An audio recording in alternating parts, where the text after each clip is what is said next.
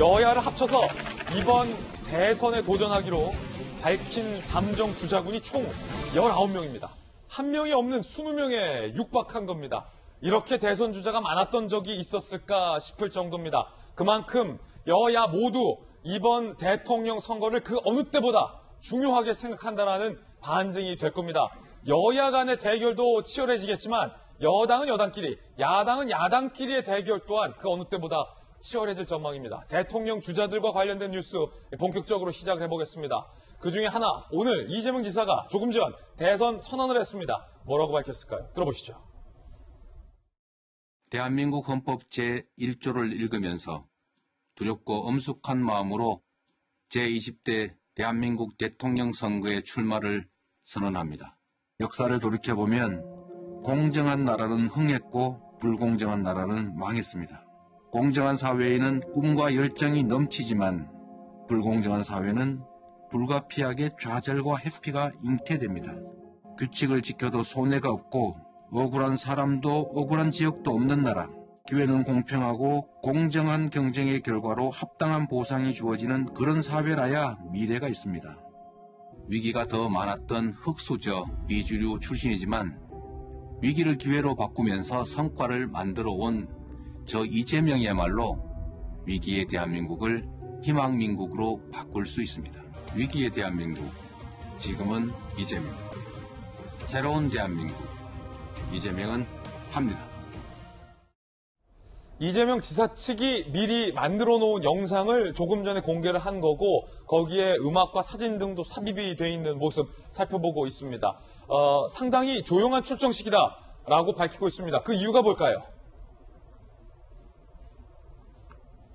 이재명, 이번엔 기자.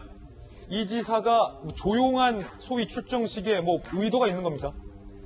여러 가지 메시지가 있다고 봅니다. 저는 가장 대표적인 게 이번 경선 연기를 하느냐 마느냐 어떤 나름대로 굉장히 치열한 싸움에서 어떻게 이재명 지사 쪽이 이겼다 이렇게 많은 사람들이 평가하지 않습니까? 그러면서 오히려 어떤 주류의 거부감은 더 커졌다 이런 분석도 나오는 거죠. 왜냐하면 이 지사가 다른 분들을 향해서 가짜 약장수 취급을 했다. 굉장히 강경한 발언들을 쏟아냈었죠. 예. 그런 점에서 어떻게 보면 어떤 당내 거부감을 줄이는데 굉장히 방점을 둔 어떤 각을 세우기보다는 본인의 어떤 정책들을 그냥 홍보하고 이런 쪽에 좀 방점을 둔. 그래서 오늘 대선 선언문에서도 어떤 각을 세우는 멘트는 거의 찾아볼 수 없었습니다. 오히려 맨 마지막 문장이 자신의 민주당원이다. 그리고 내가 집권한다면 사기 민주당 정권이 들어서는 거다. 이런 식으로 강조하면서 어떤 민주당 주류를 향해서 거부감을 줄이는 데 좀 중점을 둔 게 아닌가 싶고 또 하나 오늘 대선 선언문에서 주목됐던 게 뭐냐면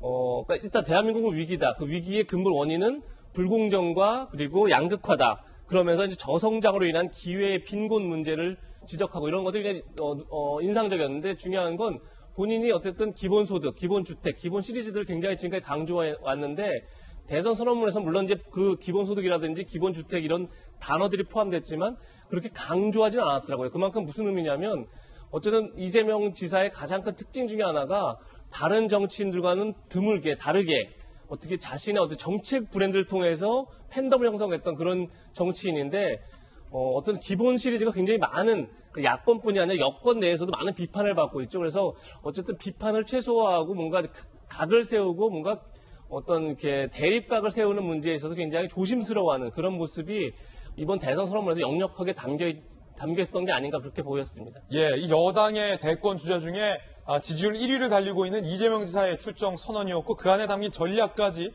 이재명 기자가 풀이를 해주었습니다. 본격적으로 여당의 대통령 후보 경선 일정도 스타트했습니다.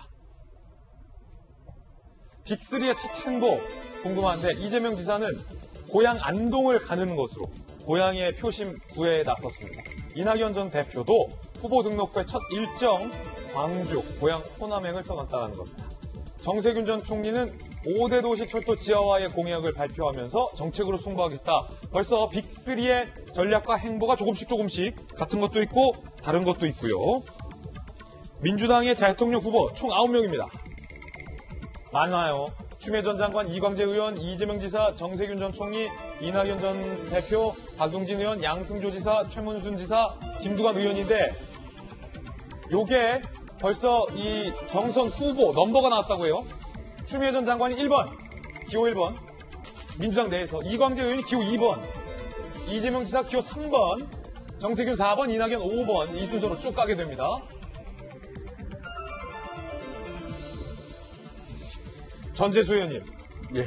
민주당의 이제 본격적인 경선 됐는데 기호와 관련돼서 사실은 뭐 국회의원 선거 때도 마찬가지고 이제 당내 이제 경선에서도 기호를 굉장히 중요하게 생각하고 민감하게 생각하시는 분들도 많잖아요.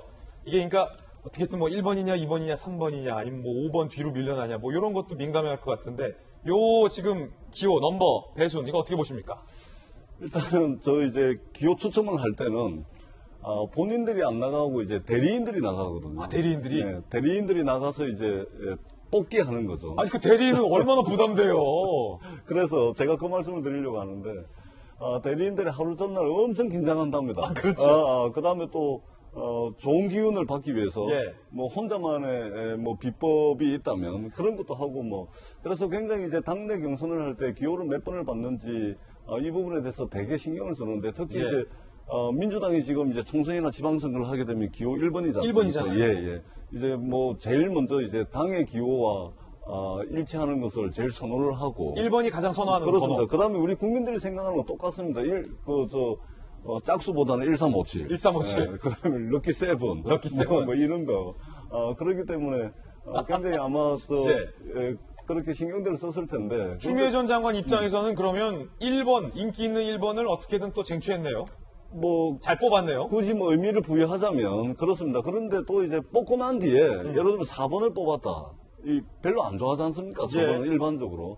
그러면 또 거기에 맞게끔 또 의미 부여를 또 나름 합니다. 그래요? 또 포장을 하고 그렇기 때문에 뭐 이제 국민들이 보시기에 뭐 민주당 내 경쟁이기 때문에 크게 뭐 의미를 부여를 하지는 않겠지만 그러나 이제 추첨을 하기 전에는 상당히 긴장해서 한다. 긴장해서 한다. 예, 이 말씀을 드리고 이재명 지사가 지금 기호 3번을 뽑았고 이광재 의원이 지금 기호 2번을 뽑았네요. 그렇습니다. 예. 그래서 이제 이게 만약에 9명이 아니고 10명까지 넘어가 버렸으면 이제 10번, 11번 막 이렇게 이제 나왔을 텐데 일단은 11일 날에 이제 경선 컷오프를 통과하면은 아마 저 기호가 또 한 번 더 조정이 되거든요. 그렇죠. 왜냐하면 컷오프 컷오프에서 이제 세 분이 이제 탈락을 하기 때문에 그래서 일단은 뭐 저렇게 진행이 되더라도 컷오프 뒤에 다시 또 번호가 부여가 될 그럴 예정입니다. 예. 상당히 좀 긴장을 한다. 번호 뽑기 전에. 그런 이야기도 좀 흥미롭게 듣고 있고요.